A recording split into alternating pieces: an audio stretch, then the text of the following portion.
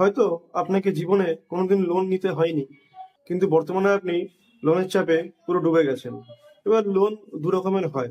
এক, মানুষ যখন অ্যাসেট করে, কোনো বাড়ি কিনলো তখন হোম লোন, অথবা কোনো ফার্নিচার নিল সেক্ষেত্রে লোন। আর একটা লোন হয় যেটা মানুষ বাধ্য হয়ে নেয়, অথবা বিজনেস গ্রো করার জন্য কিন্তু অনেকে লোন নিয়ে থাকে। লোনের বিভিন্ন রকম সেক্টর আছে, কিন্তু যদি এমনটা হয় যে লোন নেওয়ার পর সেটা আপনি পরিশোধ করতে পারছেন না, আপনার কাঁধের ওপর চেপে বসেছে, আপনি তার দায়ভার নিতে পারছেন না, সেক্ষেত্রে আপনি কি করবেন? অথবা এরকম হচ্ছে যে একটা লোনকে শোধ করার জন্য আপনাকে ফার্দার আবার নতুন করে লোন নিতে হচ্ছে।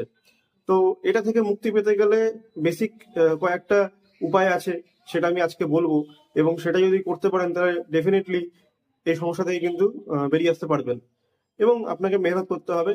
ইনকাম যখন আপনার গ্রো করবে, ইনকাম যখন বাড়বে, তো অটোমেটিক্যালি আপনি ব্যালেন্স করতে পারবেন এবং লোনগুলো আস্তে আস্তে শোধ করতে পারবেন। কিন্তু আপনাকে ব্যালেন্স করে চলতে হবে, প্ল্যান ওয়াইজ আপনাকে কিন্তু সমস্ত কিছু ডিসিশন নিয়ে চলতে হবে।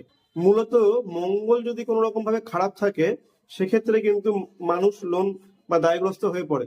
এবার মঙ্গল যদি স্ট্রং থাকে, সেক্ষেত্রে যদি আপনি লোন নেন, তাহলে আপনার চিন্তার কারণ নেই, আপনি ঠিক একটা সময় বেরিয়ে যাবেন। তাও আমি বলছি, তো মঙ্গলজনিত কারণের জন্যই কিন্তু লোনের ব্যাপারটা আসে।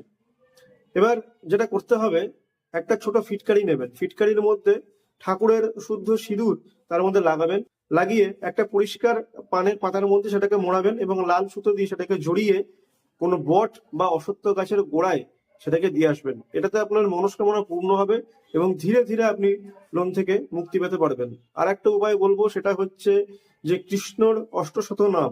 হয়তো এটা প্রত্যেকদিন করা সম্ভব হবে না, যদি সপ্তাহে একদিন আপনি করতে পারেন, যেদিনকে আপনার ছুটি আছে, তাহলে কিন্তু ভালো উপকার পাবেন। আর যদি সময় বের করে প্রত্যেকদিন করতে পারেন, তাহলে কিন্তু খুব দ্রুত আপনি এই লোন থেকে মুক্তি পেতে পারেন।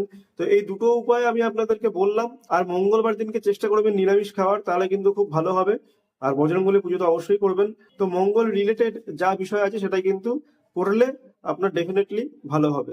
আর একটা জিনিস বলবো, দান ধ্যানের ব্যাপারটা, আপনার যতটুকু সামর্থ্য আপনি যেভাবে পারেন, আপনি মন্দিরে গিয়ে যদি কিছু অন্তত দান করতে পারেন মঙ্গলবার দিন দেখে বজরংবলীর মন্দিরে, বা যদি বজরংবলীর মন্দির নাও থাকে তাহলে অন্য যে কোনো মন্দিরে গিয়ে আপনি যতটুকু আপনার সামর্থ্য সেই অনুযায়ী আপনি যে কোনো কিছু, ধরুন আপনি তিল দান করলেন, আপনি ঘি দান করলেন, ঠিক আছে, আপনি যদি দান করেন তাহলে কিন্তু সেক্ষেত্রেও আপনি কিন্তু লোন মুক্ত হতে পারবেন। এরপরের ভিডিওতে আমি আরো অন্য অন্য টোটকা নিয়ে আসবো।